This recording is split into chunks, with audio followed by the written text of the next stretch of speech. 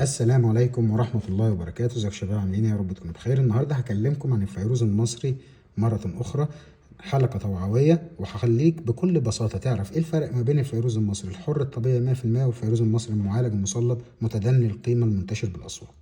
طيب أنا قبل كده عملت حلقات واتكلمت عن التصليب، بس نرجع للأصل أعرفكم ايه خامة الفيروز. احنا زي ما انتم عارفين احنا بنشتغل في خام الفيروز الحر فقط لا غير، احنا بنجيب خاماتنا واحنا اللي بنسقلها بنفسنا، وبنعمل الفصوص اللي احنا بنبيعها او على الخواتم. طيب ده خام فيروز حر وده خام فيروز حر، ده خام فيروز ازرق قلب المحيط، ده خام فيروز لباني ابيض قيمته متدنيه ومتوفر بكثره. اي جبل من جبال الفيروز في سينا تضرب تطلع منه بال20 كيلو وتبيع، سعره رخيص جدا وبيشترى بالشوال مش بالجرام ولا بالكيلو، بالشوال يعني بكيسه كبيره جدا فيها اكتر من 20 كيلو.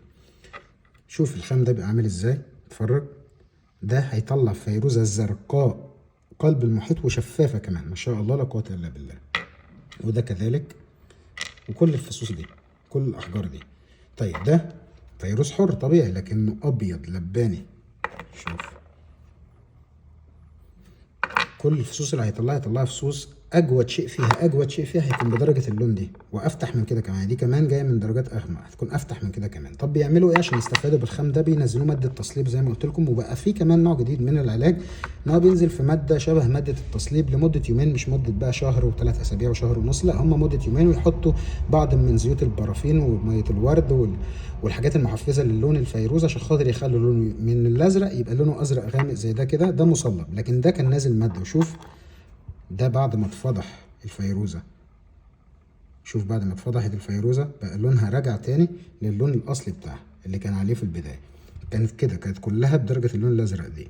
عرفت منين؟ جبت الفيروزة دي حطها في مية سخنة جدا، مية مغلية عادي، مش الفيروز الحر عمره ما يتضرر من المية السخنة أبدا.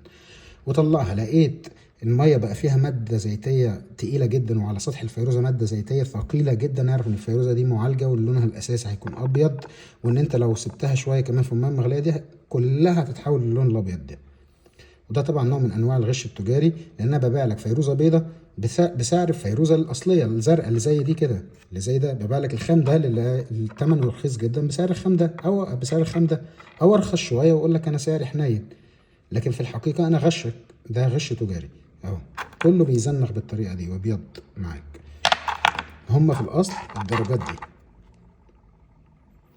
لكن ده الخام ده حطه في مية مغلية وطلعه، هتلاقيه شرب مية مساماته مفتوحة، وهتلاقيه يزرق أكتر، وهتلاقيه عمره أبدا ما اللون بتاعه يطلع، ولا في أي زيوت من على سطحه هتتشال، ولا أي مواد شمعية ولا أي شيء.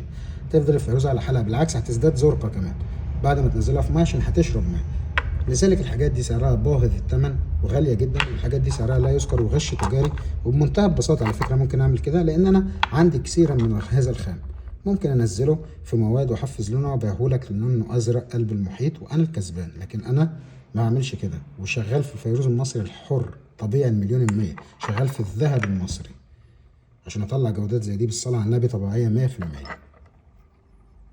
كل ده انزله في ميه مغليه واحطه يومين، تطلع لك ازرق من الاول وتلاقيها شاربه ميه، مفيش اي زيوت على السطح ولا اي شيء. الحاجات دي كلها لا تسوى شيء. سعرها هي اي نعم فيروز، لكن سعرها متدني جدا لان الخام بتاعها سعره رخيص جدا. نوع من انواع الغش التجاري. يعني اتمنى كده ان اكون وضحت لكم طرق الكشف على الفيروز.